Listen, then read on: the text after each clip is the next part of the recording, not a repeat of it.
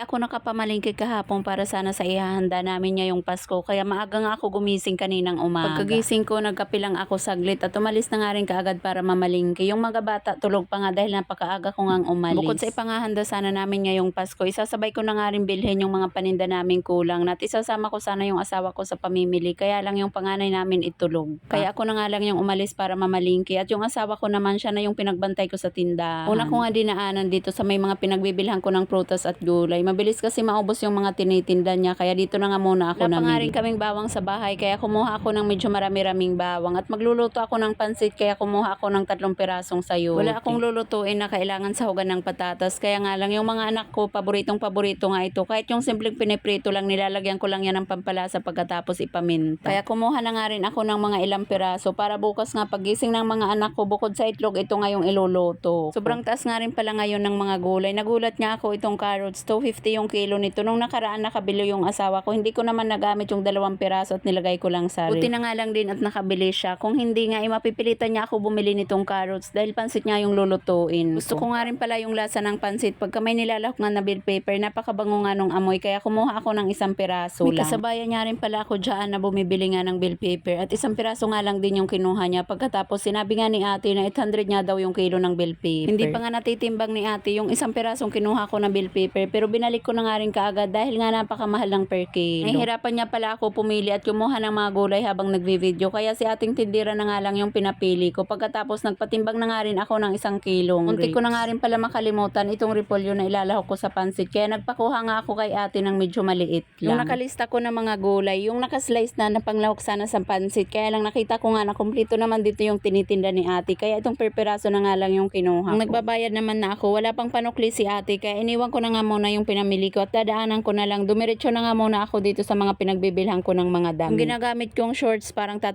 piraso nga lang. Kaya namili na nga ako ng mga pambahay na gagamitin. Hindi ako mahilig bumili ng para sa sarili ko. Madalas na binibili ko para lang sa mga bata. Pagkatapos yung mga gamit namin sa bahay. Ngayon dahil tingin ko naman may kaunti nga nasusobra sa budget ko. Kaya namili na nga ako dyan ng gagamitin kong shorts. Dahil pabalik-balik na nga lang yung 3 pirasong sinusuot ko. Wala pa nga pala ako nabibili na pangregalo sa mga bata. Kaya namili na nga rin ako dito para sa kanila. Nakita ko nga itong damit. Kasyang-kasya lang kay Chorchay at napakaganda nga rin ng tela. Kaya kinuha ko na. Naghahanap pa sana ako ng iba kung may kaparihas pa niyan na kulay. Kaya lang nag-iisa na nga lang yan kaya wala na nga ako pagpipilian. Ito sa pinagbilhan ko nitong damit. Madalas nga dito ako nagpupunta pagka may sobra nga sa budget namin. Dito ko binibilhan ng mga damit yung mga bata. Yung mga damit kasi ng mga anak ko halos bigay nga lang lahat at parang wala pa nga akong nabibili, ilang piraso nga kaya nitong mga nakaraan pagka may nasusobra nga sa budget namin, pagka namimili ako ng mga paninda, dumidiretso nga rin ako dito kaagad. Dito kasi sa may pinagbibilhan ko nitong mga damit, katabi nito ay yung grocery store na pinagbibilhan ko ng mga paninda ko. Kaya bago nga ako mapunta doon, dumadaan na nga muna ako dito sa may damitan. Namimili na nga muna ako kung may magugustuhan niya ako. Pagkatapos